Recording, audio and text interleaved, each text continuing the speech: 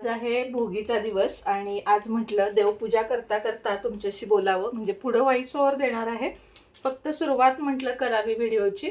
त्यामुळं काय होतं, व्हिडिओला व्हॉइस ओव्हर देताना लक्षात येतं की हा कधीचा व्हिडिओ आहे. तर हा आहे भोगीचा व्हिडिओ. सकाळचे 9 वाजलेत, ओवीचा डबा वगैरे सगळं केलंय आणि भोगीचा स्वयंपाक मी संध्याकाळी करणार आहे. कारण ओवीला शाळा आहे, अखिला कॉलेज आहे, त्यामुळं काय झालं की खाणार कोण ना घरात, मी एकटीच. त्यामुळं म्हटलं मग मी की संध्याकाळी करावं. तर आता सगळ्यात आधी करून घेते देवपूजा, आणि देवपूजा झाली म्हणजे मग बरं वाटतं. तर देवाच्या फुलांचा बघा अशा प्रकारे सुगंध घ्यायचा, म्हणजे आपल्या शरीरामध्ये ती ऊर्जा निर्माण होते.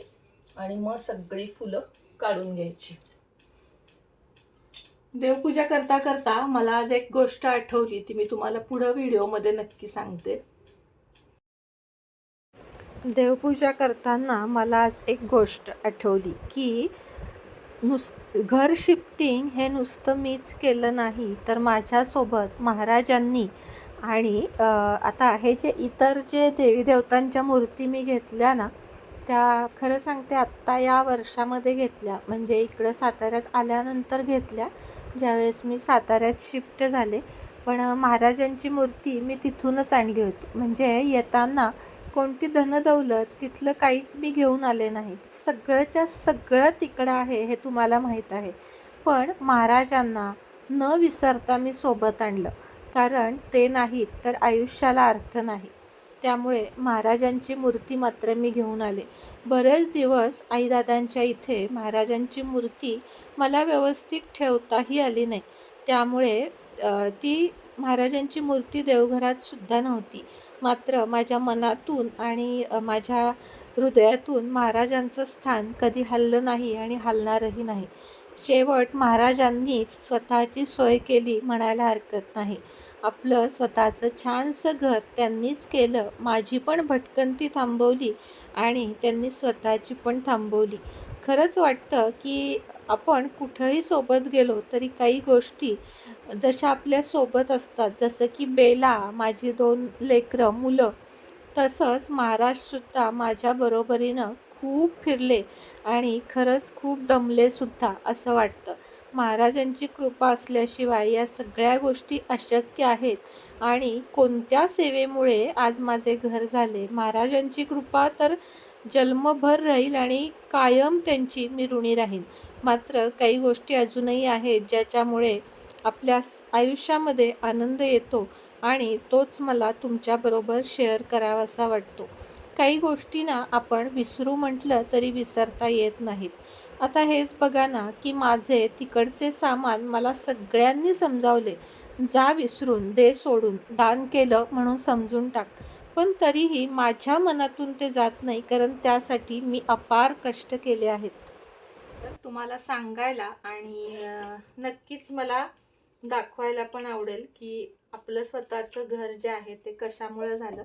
तुम्ही म्हणाल ताई रोज तेच का व्हिडिओमध्ये, तर नाही, असं रोज सांगणार नाहीये. जोपर्यंत माझ्या सगळ्या गोष्टी सांगून होत नाहीत तोपर्यंत मी हे व्हिडिओ करणार. आणि कुणाला नसेल ना आवडत, एखाद्या व्यक्तीला, तसं तर एक पण नाहीये, पण त्यातूनही नसेल आवडत तर माफ करा आणि व्हिडिओ कट करा. पण जोपर्यंत मला सगळे अनुभव सांगायचे आहेत किंवा तुमचंही स्वतःचं सगळ्यांचं घर व्हावं अशी माझी इच्छा आहे, तोपर्यंत मी सांगणार की मी काय काय केलं नक्की घरासाठी.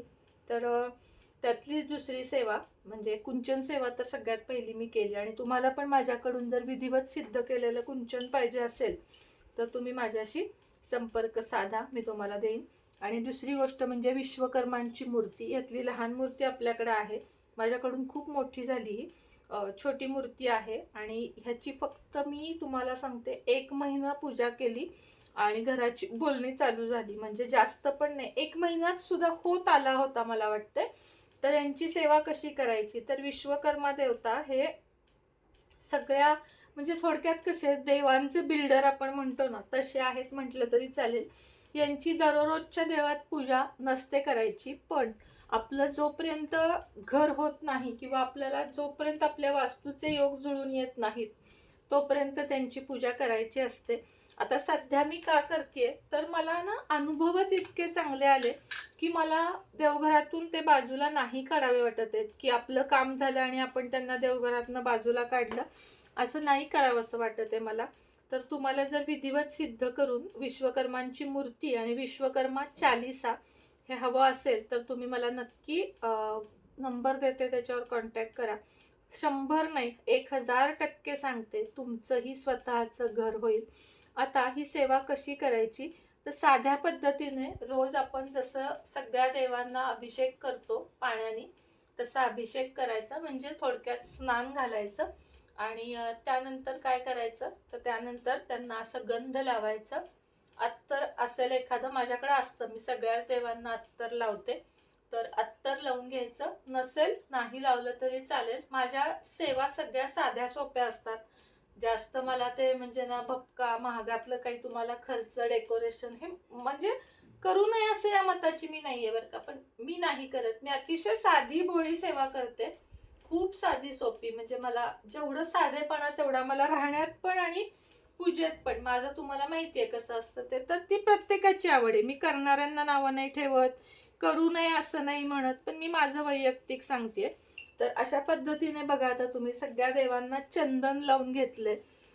तर विश्वकर्मा महाराजांचं सुद्धा मी तसंच केलं.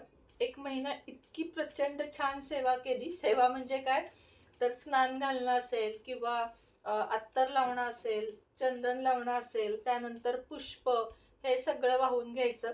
देवी देवतांमधल्या देवींना सगळ्या चंदन झाल्यावर हळदी कुंकू सुद्धा आठवणीनं लावून घ्यायचं. फक्त महाराज असतील, दत्त महाराज असतील, महादेवाची पिंड असेल, यांना आपल्याला लावायचं नाहीये. बाकी हे दक्षिणावर्ती शंख वगैरे सगळ्याला आपल्याला छान अशी पूजा करून घ्यायची आहे. आणि हे झाल्यावर धूपबत्ती झाल्यानंतर विश्वकर्मा चालिसाचे पठण करायचं आहे. त्याचा ग्रंथ पण मी तुम्हाला देत असते. आता ही मूर्ती देवघरात कुठं ठेवायची हे पण तुम्हाला मी सांगते, म्हणजे तोही प्रश्न पडतो. खरं तर फक्त 3 महिने सेवा केल्यावर ही मूर्ती देवघरातून काढावी अशी पद्धत आहे. पण मला अजून नाही इच्छा झालेली की मी विश्वकर्मा देवांना देवघरातून काढू, कारण ही सेवा मी जेवढी कंटिन्यू करेल तेवढं मला असं वाटतं की पुढं सुद्धा खूप चांगल्या चांगल्या गोष्टी घडत जातील ज्या माझ्या मनात आहेत. आणि विश्वास आहे माझा, म्हणजे चांगलं वाटतंय मला त्यांची पूजा करून, वाईट काही अनुभव नाहीये. त्यामुळे मी नाही काढलेलं देवघरातून. तर रोज अशी पूजा करावी आणि त्यानंतर गंध पुष्प वाहून विश्वकर्मा चालिसा 3 वेळा पठण करावी. खूप सोपी आहे आणि असं नाही की खूप वेळ वगैरे लागतो, पटकन वाचून होती, अजिबात वेळ लागत नाही. आणि अनुभव खूप छान आहेत बरं का. त्याचे अनुभव तुम्ही बघा.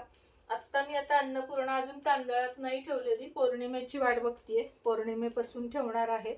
आता हे झालं की अत्तर लावून घ्यायचं. आणि माझ्याकडे खस आहे, खस मी रोज देवांना लावते थोडा तरी, तो लावून घ्यायचा. अत्तर आणि खस, खस म्हणजे हे बघा, हे लावून घेते मी.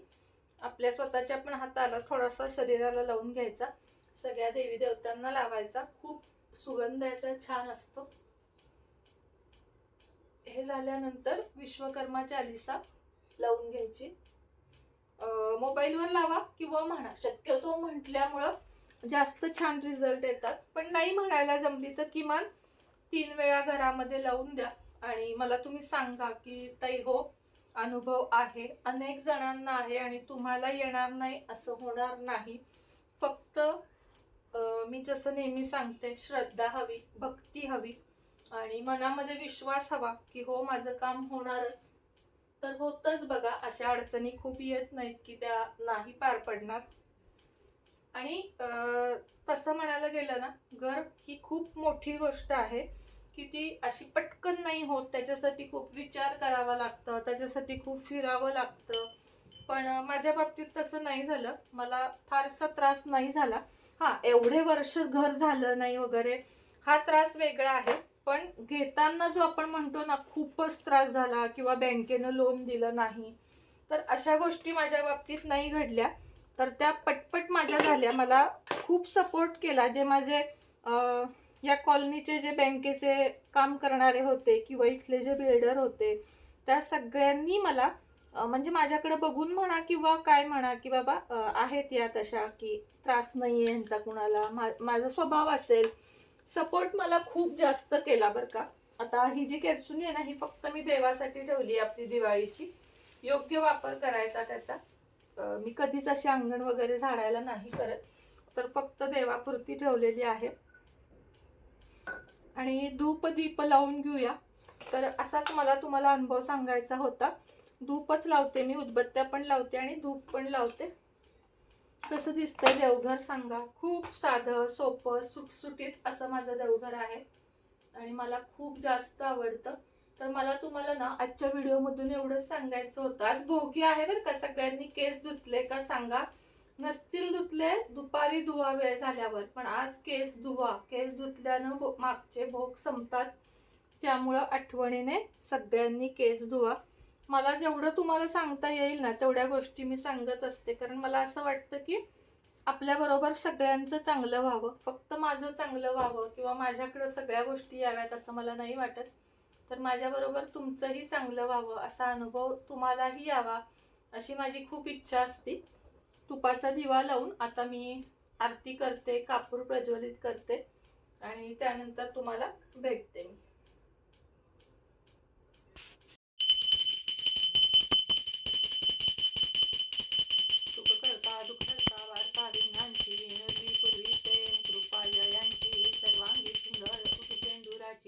कंठी जय माळ मुक्ता यदि समर्पयामि अच्युतं केशवं राम नारायणं कृष्ण दामोदरं वासुदेवं हरि वल्लभं जानकी नायकं रामचंद्रं भजे.